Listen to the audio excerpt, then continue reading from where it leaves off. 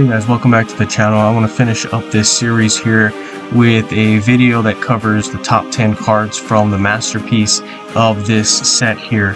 This new set that just was given to us is called Murders at Karlov Manor. And please, I just ask that you guys take a look at all the videos from this series. We're going to go over each of the rarities and point out to you what I think are the top 10 cards for each rarity. Alright, so this one is for the masterpieces. Let's get started. Here's the first card I really like. Knowledge is power. Okay, so this one I think is not going to surprise anybody. This one's got a lot of buzz around it. Early in the drop, you see a lot of people just talking about this card. This is going to be one of those that are just going to be on everybody's chase list. And you know what? For good reason, right? I'll read it here. It's an enchantment that costs you 20. It says when you draw a card during your turn, reinforce each creature you control until the end of turn, and then gain 2 mana. Of course, you know what I want to do with this. I want to make sure I draw as many cards as I can in that single turn.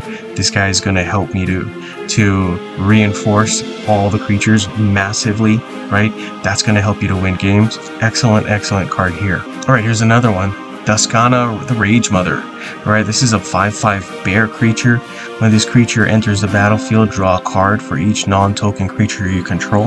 Then the base power and toughness of your other creatures become 5/5 until the beginning of your next turn. At the beginning of combat on your turn, this creature gets +3/+3 for each creature your opponent controls. Then if this creature's power is 22 or greater, it fights each opposing creature. I like that it fights part, right? If you get the prevent damage on it, that's just gonna pretty much wipe out a lot of other creatures. I like this top part over here too. The base power and toughness of your other creatures become 5/5, right? So this is gonna be really good if you have tokens. Each token, maybe you got these tiny tokens, right? These 1/1s, they're all gonna be 5/5, right? So you think about a batch of maybe Thopter tokens that are maybe like 10 deep, right? You're gonna have 5/5 for each of them. So pretty dangerous. Good card here. Okay, here's the next one, Imperial Kite. This is a dragon. This one I think is going to be seen a lot in some dragon decks, especially like Sarkhan 1. Alright, it says here disguise 15. When this creature is revealed, create 4 gold tokens. Okay, that part is pretty cool, but read the rest of this here. This is what's going to sell you on the card. At the beginning of your turn, reinforce all dragons you control. That's huge, right? That's big, especially because dragons themselves are pretty strong. When this creature attacks, deal X damage to each opposing creature for each of their reinforcements. X is the sum of all your other creatures' power. Alright, so basically this is going to help you offensively and defensively. You can help yourself to win a ton of games just using this card here. And of course, I'd surround them with a lot of dragons. Okay, here's the next one, Necromancy. This is an interesting enchantment here. At the beginning of your turn, return the first creature with base power 9 or less from your graveyard to the battlefield with its reinforcements. At the end of your turn, you may destroy the top 2 cards from your library. If you do, reinforce each non-legendary creature you control. When this support is destroyed, destroy all creatures. Okay, so that second paragraph there, at the end of your turn, you may destroy the top 2 cards of your library. If you do that, reinforce each non-legendary creature you control. I think that's the big part here that's going to give this a lot of value. You can start moving these creatures from relatively big to nasty to completely dominant in just a few turns, right? And that's really what you want to do with this card. Excellent card here. Okay, here's the next one, Trouble in Pairs.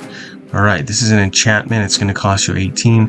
It says here, while on the board, your opponent can't gain extra swaps. When your first creature blocks or becomes blocked, the first creature card in your hand gains full mana. Then draw a card. When your opponent casts their second card in the turn, the first spell card in your hand gains flash. When your opponent activates a loyalty ability or a vanguard ability, you gain 15 loyalty. I think this is important. This gain 15 loyalty, that's probably the value of this card. That's where you're going to get a lot of use. You're going to hopefully play an opponent that uses those loyalty abilities, and then you're going to be powering up your loyalty as they do that, right? And also same thing with the vanguards, right? You'll play against players that will have a lot of vanguards, and you'll be able to just grab loyalty every single time they use it, right? So this is going to be something that's going to be very good for you. Okay, here's the next one, Exalted Angel, disguise 7. At the beginning of your turn, if you control another angel creature, this creature gets XX for each of its reinforcements until the end of turn. X is this card's level plus the number of angel cards you control, including their reinforcements. When you make a match by swap, increase this card's level by 1, then create 2 angel tokens. This is a really good one. I think I can use this one here with the Sarah, the Benevolent Angel Planeswalker. I believe that's the name of that one. Yeah, that one's going to help you to get angels on the board. And it's also going to help you to use these angel tokens a lot better, right? These angel tokens, as you can see, 4/4 flyers. They're pretty nice on their own, but of course you can make them stronger. You can put a bigger creature in there by using that angel, the leader angel ability that you'll get from her. So excellent stuff here. I can't wait to pull this one. Okay, here's the next one I like. Mercury Obsessive Terrorist. Alright, this is going to be an interesting one. Vampire Detective. At the end of your turn, this creature gets +X/+X. X is the number of different creature cards in your graveyard. When this creature deals combat damage to your opponent's planeswalker, return the first creature with base mana cost Y or less from your graveyard to the battlefield under your control. Y is 3 times this creature's power. Okay, so you can see you got a lot of offense there, right? This is an interesting card. You got that +X/+X. We're going to want to load up that graveyard with different creatures. And of course here you get to see you got some good ability there. I'm thinking you can pretty much revolve an entire deck around this one as well too. Excellent one here. Okay, here's the next one. Panoptic Projector. This is an interesting one here too. Artifact card. When you cast a cloaked creature, draw a card. At the beginning of your turn, the first creature with disguise in your hand gains full mana. When a creature you control is revealed, reinforce it 2 times. Okay, so there's a lot of use here. I feel like you can use this reinforce it 2 times. That's going to be nice, right? So you'll find some creatures that have that revealed ability. Once you reveal them, yeah, they'll become bigger and stronger. That's going to be nice. I do like this one here. This is a second way to kind of use it, right? You get the disguise ability on a creature and then it'll gain the full mana. Cool stuff too. Okay, here's the next one. Follow the bodies. Alright, so this one says investigate, then create X clue tokens. X is the number of creature cards in all graveyards. Collect 3 evidence. If evidence was collected this turn, draw 3 cards. Then each card in your hand gains half of its mana rounded down. Okay, so there's a couple of uses here, right? I do like this here. The ability to create a ton of clue tokens I think is really good. It's very helpful here.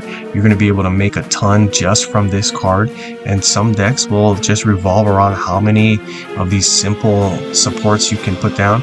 Or I think what I really like about this one is these are counted as artifacts, right? So some decks will get stronger and stronger with the amount of artifacts that you have in play, and this is going to help you to put down a ton. So really cool stuff. Right, here's the last one, Hot Pursuit. This is an enchantment. It's going to cost you 13.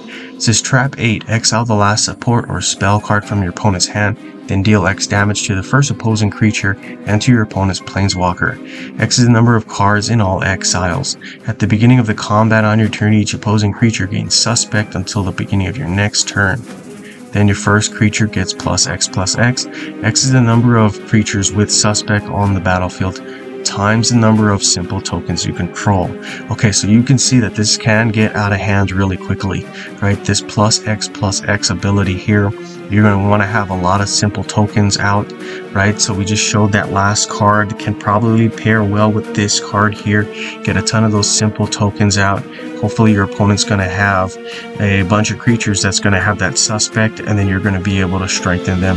It's going to become really nasty. This is going to be a really good card, I think.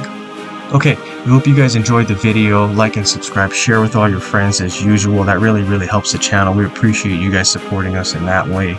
Also, check out the other videos that we showed for this series. And yeah, alright, that's it for me. Good gaming.